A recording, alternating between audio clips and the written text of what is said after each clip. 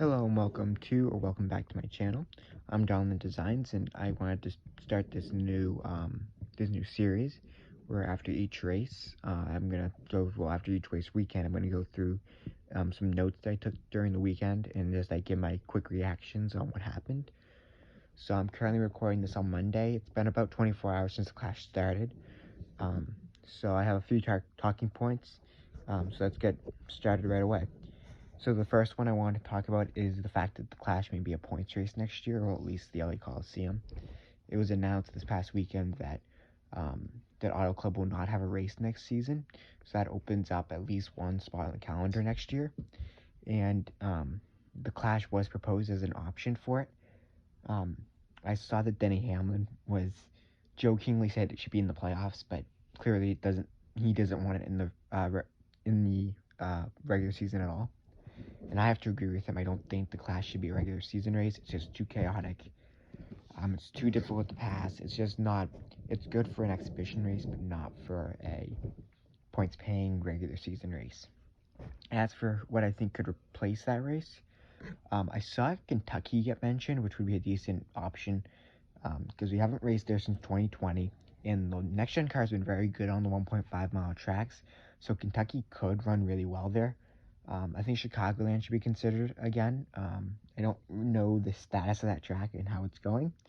And maybe even like the Milwaukee Mile or IRP, they're both on the truck schedule this year. So maybe they'll have a shot at making it into the Cup Series schedule next season if their truck race goes well this year.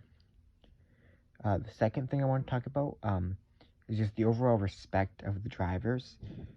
So this was brought up, I believe, back around the Indy Road Course last year, and how some drivers race with a distinct lack of respect and just will run through guys. And I feel like that was apparent again this weekend, of guys just running, absolutely taking guys out. I noticed like guys like Logano and Elliott and Harvick, they just ran through some guys at times and wrecked people blatantly. And it's interesting to see how the lack of respect seems to go down, even from like a guy like Harvick, who it seems like the older drivers are only better at it than like the younger guys. But Harvick straight up, like after the checkered flag, drove through William Byron and ended up spinning Denny Hamlin out. And it's just interesting to see how the respect's going down. It'll be interesting to see, especially because we go back to Indianapolis again in July or August. I'm not sure when the race is, and even as we go to like Martinsville and stuff, will the respect still be down? Or will they start to gain a little more respect and raise each other with more respect? The next thing I wanted to talk about was Martin Truex Jr., who of course won the Clash. This is Truex's first win since all the way back in Richmond in 2021. It's also his first win in the next-gen car, and I think this is going to be an interesting season for Truex, because it could be his last season. It's a contract year with JGR. It's a lot of question marks surrounding the season, and there's a lot of question marks going into this season on what he's going to look like. And like he missed the playoffs last year for the first time since 2014. People were curious, like, will he be able to rebound? And it's looking good so far. But that kind of leads into my last point of my just quick talking points here. How good is the Clash going to be to predict the season? So like we saw some cars run really well. Like the colleague cars qualified really well. Alex Bowman looked good. But then guys like the RFK duo looked terrible. Like, is that a good like point at where they are in the season right now, or is this race kind of just like its own thing? Like last year, Justin Haley ran third in the Clash all day and looked awesome, and then Justin Haley didn't have like a crazy great season. He was good. He was probably one of the more underrated Cup Series guys all season, but like we don't really know if this race is going to translate to who's going to be good in the regular season. And honestly, I don't think we'll get a good answer on who's going to be good this year, probably until about Atlanta, COTA, because by then we'll have a 1.5-mile racetrack, a normal 1.5-mile racetrack in Las Vegas, a 2-mile track in Fontana. We'll have a shorter track in Phoenix, a road course at COTA, and then 2 super speedways and the other in the LA Coliseum. We'll kind of get a good sample size by then. And that's kind of where like Elliott and Blaney and stuff and Chastain started to look really good, was that opening stretch of the season. And of course, they were some of the best guys throughout last season. So those were kind of my 4 talking points. I also wanted to do give people who I think their stock is up right now, or who I think their stock went down over the weekend. So this is just off of my opinion, who I thought impressed and who I thought did not do great. So I actually have a lot of guys who I think impressed me this weekend, or who impressed me this weekend. First one is Alex Bowman. Bowman's kind of been seen as the fourth fiddle over at Hendrick for a while now, especially at least dating back to when they got Larson back in 2021. Bowman looked really good, and Bowman was almost certainly the best Hendrick car all weekend. He qualified great, he made the show, he finished 4th, highest of the Hendrick cars, qualified the highest of the Hendrick cars. Actually, sorry, I think he qualified 2nd highest, I think, because Byron would have been 3rd or 4th, because he started on pole. But Bowman looked great, and he's coming off the concussion, which people were curious about, like, how is he going to be coming back from the concussion. He looked good, and I would assume that is a good sign for this season. With the new crew chief, maybe Bowman, like, I have Bowman going to the Final Four, and I know it's only one race, but I'm feeling okay about that now. Hopefully they can continue this throughout the season. They had a really good start to the year last year, and they kind of fell apart over the summer. It will be interesting to see what they do over the summer, if they'll fall apart again, or if they will be able to keep the consistency up. Next up is Ryan Preece. Preece was probably the most impressive driver during the clash. He started like 16th, drove up to the front, and led a ton of laps. He actually led more laps yesterday than Cole Custer did in every race he had ever done in the 41 car, including non-points races. And Preece only led 43 laps. But yeah, Ryan looked really good. He had a fuel pump issue towards the end of the race, which caused him to lose positions towards the end of it. I think he ended up finishing 7th. But nonetheless, it was a great day for Preece, and I'm very excited to see what that 41 car can do this season. They've only made the playoffs once since 2018. They've only won, I think it's one race since Kurt Busch left in 2018. Like, it's been a while for this team, and I think this could be a good season for them. Next up is Justin Haley. As I said earlier, Justin ran well at the Clash last year. He ran even better this year. He qualified on pole for the Clash. He didn't win his heat, but he ran well. He stayed out of trouble. I'm excited for the season with Haley. He was probably one of the more underrated drivers last season. He only, I think he was 2nd in the field for the most racing at the finish. He was behind McDowell. McDowell had the most racing at the finish. He was 2nd, so he kept his car clean. And of all of his, I think he had 2 or 3 DNFs. There was one that was a crash-related DNF, and it was the Daytona Summer Race, where over half the field wrecked out due to the rain. He was involved in the rain crash. He was actually running up front. So if it wasn't for that, there's a chance he could have gone the entire 2022 season without a crash-related DNF. I'm excited for him. He has a veteran teammate now, full-time teammate as well, someone who's going to work with him. I think Haley is almost certainly going to be one of the biggest underdogs this season, and could have a great year.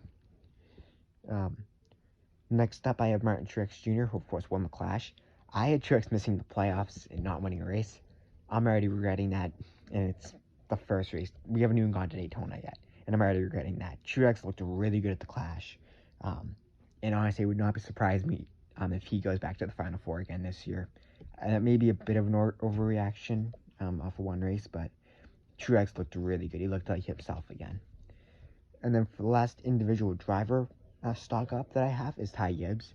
Ty may not have had the greatest race. He even caught on fire in practice and didn't finish the main event, but it was very impressive. The last chance qualifier, he raced Chase Elliott extremely cleanly for that win. He, of course, finished 2nd at Chase, but that showed a lot of maturity from him, which he's going to need in the Cup Series this year.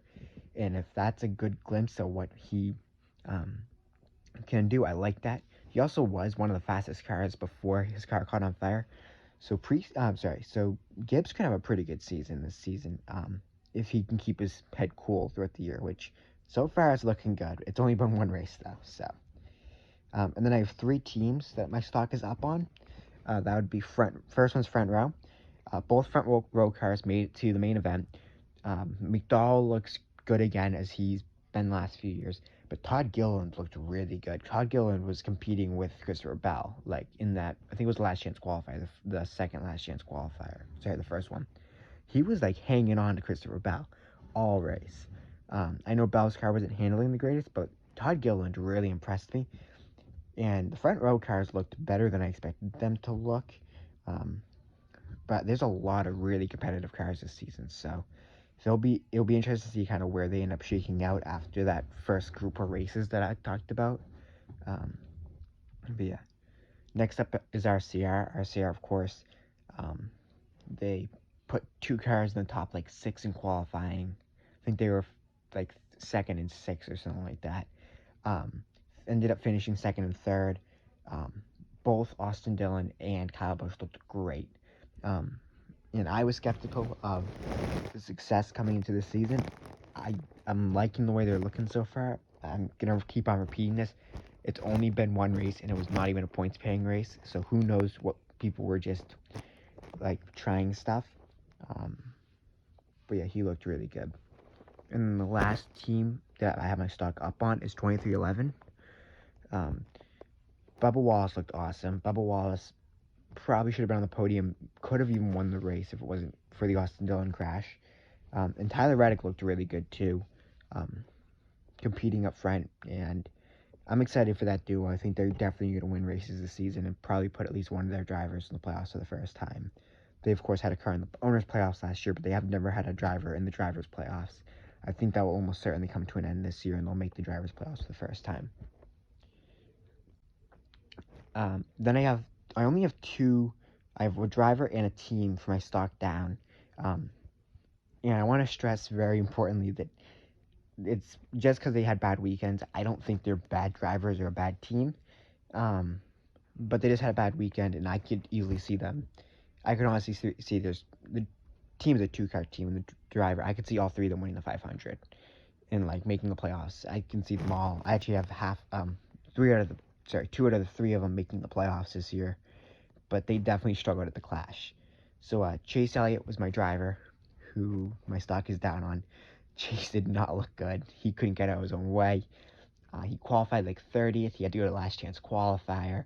He won the last chance qualifier, and then he wrecked about 7 or 8 times in the Clash. It was a bad day. He wasn't great at the Clash last year. He ran low teens basically all day. He spun out last year. He was involved in a few crashes this year. I think the 9 team will figure it out. I hope they do. And that they'll be back to their regular form again before long. But yeah, they definitely struggled at the Clash. So it's a little concerning, especially seeing that last season, at the very end of the year, they tailed off big time, especially during qualifying, and they had a bad qualifying performance again. They need to get that under wraps, because Chase cannot be coming from 23rd every race, and be successful doing that. I think he only got like 3 top 10s in the 10 playoff races. And part of that's because he started outside the top 20 at least like 7 or 8 times, I felt like, during the playoffs. And then my team, who my stock is down on, I feel like everyone's saying that this team had a really bad weekend. RFK Racing, they looked bad. They were closer to Rick Ware than they were to anybody else. They were bad at the Clash last year, though, and then they went and won both duels. Buescher won a race last year. I believe in them. I still think that Buescher, I actually have them both winning a race this season. I still think they'll both win a race. It's a little concerning how bad they were, but I think they just they're not doing well at the Clash. And I feel like they'll figure it out. Daytona's a great track for both of them. I think they'll be right back on track by the time we get to Speed Weeks. They'll be in contention to win the duels again. And then I think this year will just be a little smoother. As last year, of course, was Brad's first year and stuff. I think this year will just be even smoother. And they'll probably both win. I think they'll both win a race still, even though they had such a bad weekend. So that's my thoughts from the LA Coliseum. Overall, I'm feeling pretty positive after that race. It was a chaotic race. A lot of crashing. I know some people weren't happy about that. I enjoyed the race.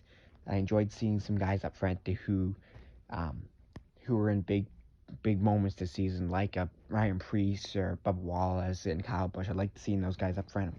Happy for Truex getting that first win since 2021. I think that's a big confidence booster.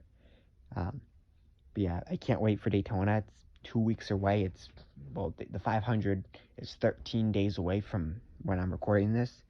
So yeah, I just can't wait until then. I want to try to do this like after every race weekend. So I'll do one after the Daytona weekend. I may want to do one after the duels. I'm not sure yet, but we'll see how it goes. So I hope you enjoyed this video, and I hope that you'll come back next time to hear me ramble on about my thoughts on NASCAR for another like 20 minutes about either the duels or the 500 or both next time. So thank you.